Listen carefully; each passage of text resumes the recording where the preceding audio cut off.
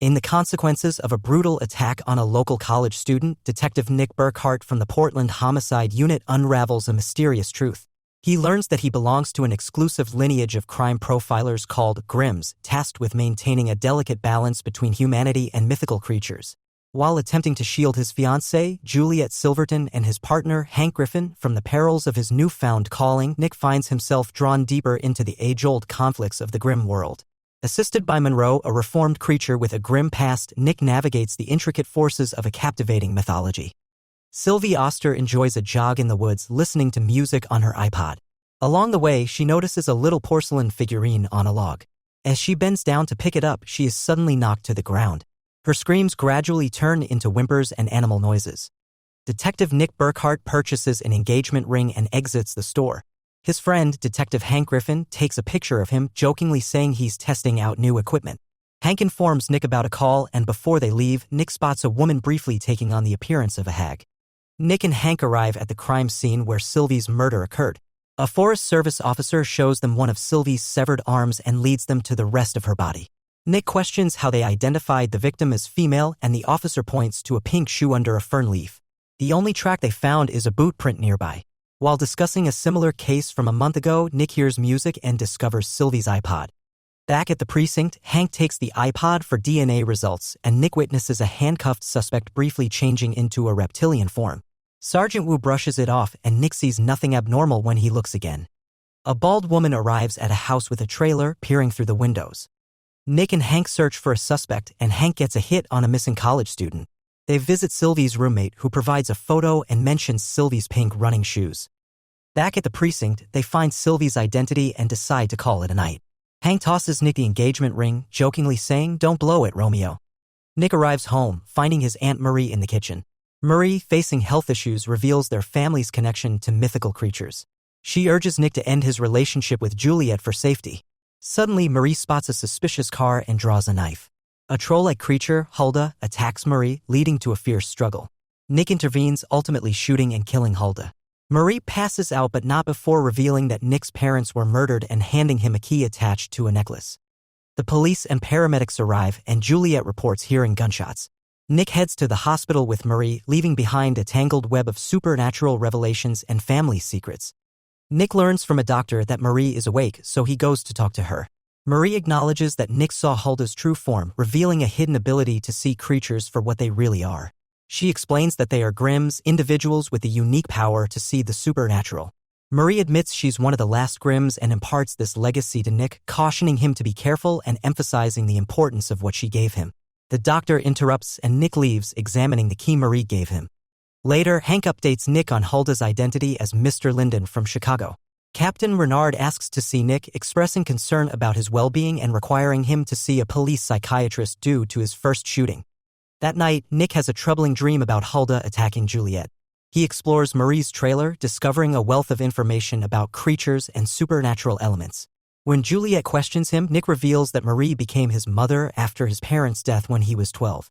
They return to the house, leaving the mysterious trailer behind. Hank investigates the inconclusive lab report on the boot, and Nick informs him of the lead based on a plaster cast. The duo looks at a picture connecting the case to a postman with the boots they're searching for. Meanwhile, a girl in a red hoodie attracts the postman's attention as he follows her down the street. Nick visits Marie in the hospital, where Dr. Rose informs him that Marie is in a deep coma. The doctor mentions strange scars on Marie's body resembling knife wounds, but Nick is unaware of them. Marie's condition remains uncertain, and Nick is left waiting for any sign of improvement. As he leaves, Dr. Rose raises questions about Marie's profession, to which Nick replies that she was a librarian. He receives a call and departs. Nick joins Hank and Wu in the search for a missing girl named Robin Howell. They investigate the grandfather's house, learning that Robin never arrived there after school. The case is linked to the recent college student's murder, both involving individuals in red sweatshirts. Captain Renard briefs officers on Robin's case, and Nick informs him of the connection to the previous victim. The postman, wearing the boots they've been searching for, continues his routine.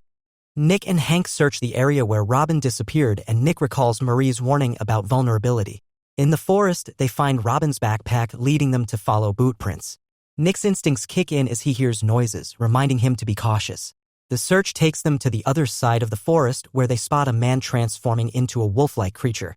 Nick confronts the man, but the subsequent search at the man's house yields no evidence. Convinced that the man is involved, Nick faces skepticism from Hank.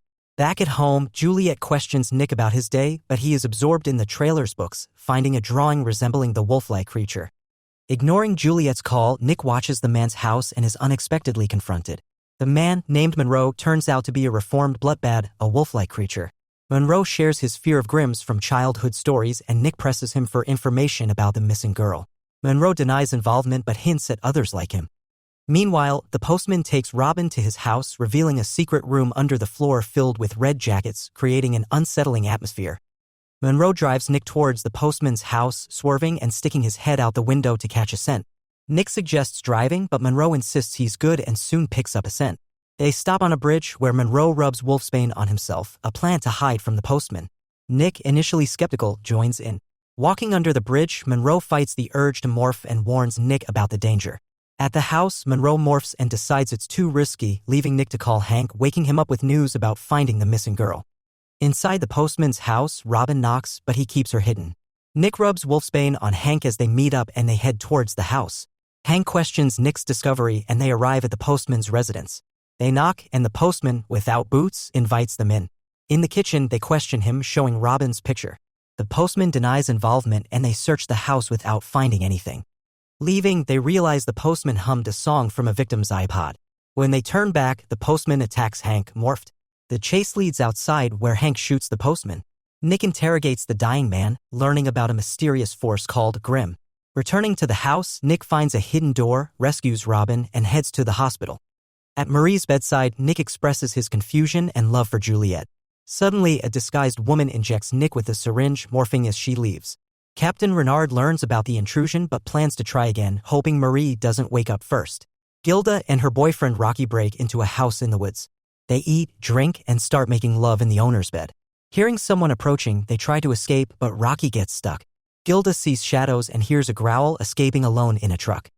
At the hospital, a doctor checks Nick, finding he was injected with a venom called PHTX-3. He's relieved that it wasn't more venom, which could have paralyzed his lungs. Detective Hank Griffin waits for Nick outside and they walk towards Marie's room. Nick reassures Hank and then watches as the hospital staff attends to Marie. The doctor updates Nick on Marie's unstable condition, advising him to return later. Back at the station, Nick, Hank, and Captain Renard review hospital security footage. Nick recognizes the woman who injected him, but the cameras didn't capture her face. Renard instructs them to inform him if they get more information. A uniformed officer reports a woman with a story about her boyfriend being attacked. Nick and Hank drive with Gilda to the Rabe home. Sergeant Wu is already there, responding to a breaking and entering report by the owners, Frank and Diane Rabe. They discover signs of intrusion, suspecting Gilda's boyfriend is inside. However, he's found bound and blindfolded in a cave with a menacing creature. Back at the station, Gilda admits to being in the house but insists she knows nothing about Rocky's whereabouts. Marie calls Nick urgently, and at the hospital, she reveals that there are more Reapers in the area, a secret group aiming to eliminate Grimms. She explains that there are other Grimms, but she has no contact with them. Marie warns Nick not to let the Reapers discover her trailer. Nick reunites with Hank, who informs him that the Rabe residence connects to National Forest land, providing ample space for Rocky to disappear. As Nick and Hank return to the Rabe residence, they encounter 3 motorcyclists identified as Barry Rabe, T.B. Colbert, and Jason Colbert. The detectives inform the Rabes about the identified intruders, and Barry briefly reveals his J-Jabbar form when questioned about his presence at home. Frank Rabe offers his law firm as a contact point for further discussions. Adelind meets privately with Captain Renard in a dangerous area. Renard emphasizes the importance of preventing Marie from revealing information to Nick as they need him on their side. During their conversation, a thug threatens them, leading Adelind to wogue into her Hexenbeast form and kill the assailant. While Juliet and Nick discuss Marie, Barry and the Colbert brothers test a spike trap in the forest. Nick dreams about Marie stabbing him in his hand, prompting him to investigate the trailer. There, he discovers a bear claw similar to one at the Rabe residence. Nick consults Monroe, who explains its use in a J-Jabbar rite of passage called Rohats. Marie informs Nick that a Rohats is scheduled for sundown. Back at the station, Hank uncovers Barry's lie about being at home. Captain Renard informs Nick that police protection for Marie had to be withdrawn. Nick asks Monroe to watch over Marie, and reluctantly Monroe agrees. Hank reveals that Gilda made bail, obtained a gun, and threatened Rocky's father, planning to retrieve Rocky. Gilda confronts Diane Rabe with the gun, leading to a confrontation with Barry, who wogs into a Jaeger bar. Diane suggests using Gilda and Barry's rowhats. Frank Rabe returns home and Nick and Hank inform the Rabes about Gilda. Frank, unaware of the rowhats, agrees to help Nick. Hank finds Gilda's truck and in a cave, the three young Jaeger bars prepare Gilda and Rocky for the rowhats. At the hospital, Monroe, fearing consequences for being close to Marie, encounters a man threatening him. Monroe fights and defeats both attackers in an equipment room. Frank and Nick reach the cave to find the young Jaeger bars, Gilda, and Rocky gone. In the forest, Gilda and Rocky are chased toward a spiked pit by the youths. Nick intervenes with Frank's help. A fully woke Diane Rabe arrives from the opposite direction and falls into the pit. Backup is called and Diane is taken away in an ambulance. Barry Rabe, the Colberts, Gilda, and Rocky are arrested with Sergeant Wu's assistance. Monroe calls, reporting an attempt on Marie's life, uncertain if all attackers were accounted for. Nick rushes back to the hospital. Before his arrival, a man dressed as a priest attempts to kill Marie with a scalpel. In her final struggle, Marie forces him to stab himself. Nick arrives as Marie dies in his arms. Back home, a concerned Juliet watches Nick drive away with Marie's vehicle and trailer. Nick and Juliet visit Marie Kessler's grave, hoping she rests in peace. As they leave, an unidentified creature in the tree line observes them from the cemetery. A young woman, Serena Dunbrook, joins a streetcar with a group of people revealing themselves as a flash mob dancing to YMCA. When the group exits at the next stop, the conductor discovers Serena lying on the floor. Detectives Nick Burkhart and Hank Griffin, along with Sergeant Wu, respond to the scene. Nick observes a puncture wound on Serena's bloated corpse and the medical examiner, Dr. Harper, determines she died of anaphylactic shock. At the station, the detectives review streetcar security footage. Captain Renard urges a swift resolution to prevent public fear of using transportation. Nick asks Wu to appeal for witnesses present during the flash mob. They visit Serena's workplace, where Harrison Berman and Camilla Gottlieb deny knowledge of why she might be targeted but grant access to records for the investigation. Meeting with Professor Elliot Spinella, the detectives learn that the toxin causing Serena's death is natural but lacks a known source. A bee lands on Nick's hand, surprising the professor, who notes the unusual behavior for a queen bee. Nick and Hank return to the station, learning that 22 flash mob members are present for questioning and Captain Renard is taking an interest in the case. Interviews with the participants reveal identical explanations for their involvement. When Doug Shello wogs into a Mellifer during Nick's interrogation, tensions rise. In another update, Doug Wogs is again joined by John Coleman. Following Doug Shello to an abandoned paper mill, Nick and Hank witness a meeting with John Coleman and an unidentified woman. Suddenly surrounded by a swarm of bees, they seek refuge in an old office where the bees disperse abruptly. Hank, stung multiple times, receives treatment from Juliet Silverton and is advised to rest. Nick drives to Forest Hills Storage, where he keeps Marie's trailer. Researching mellifers and hexambiasts, he discovers that hexambiasts have birthmarks under their tongues and are natural enemies of mellifers. While reading, a mellifer observes him through the trailer's roof vent. Nick calls Monroe, who meets him at the paper mill. Monroe explains mellifers' role as communicators and leads Nick to an office where they find an envelope addressed to Melissa Wincroft. Following the address to a mansion, they discover dead bees covering the floor and large hives on the upper floor. The next morning, with Monroe gone, Hank joins Nick at the mansion. Nick explains that the dripping liquid is the toxin source that poisoned Serena Dunbrook. She had been an attorney involved in a hostile takeover of the paper mill previously owned by Melissa Wincroft. Doug Shello and John Coleman, both employees, were part of the flash mob. While discussing, a uniformed officer informs them of another flash mob murder reported by Sergeant Wu. Nick and Hank respond to the scene where they find Camilla Gottlieb as the victim. Recalling that Adalind Shade was involved in the paper mill case, Nick has her placed in protective custody. At the police station, he realizes Adalind is the hexambiast he encountered after buying Juliet's ring. Examining the tongues of the murdered women at the medical examiner's office, both bear the hexambiast birthmark. Assigned to protect Adalind, Nick and Hank receive Renard's assurance of her safety. To force Doug Shello's hand, Nick resumes the interview and Hank abruptly calls him out. Leaving Doug's smartphone behind, they anticipate him alerting Melissa. Intercepting the message, Wu reads AS for Adalind Shade and open. Wu and a policewoman disguised as Adalind head to Adalind's apartment while Nick and Hank take Adalind to a hotel. Nick confronts Adalind about being a hexambiast and her attempt to kill Aunt Marie, questioning why the mellifers want her dead. Melissa Wincroft sends borrowed bees from Professor Spinella to search for Adalind.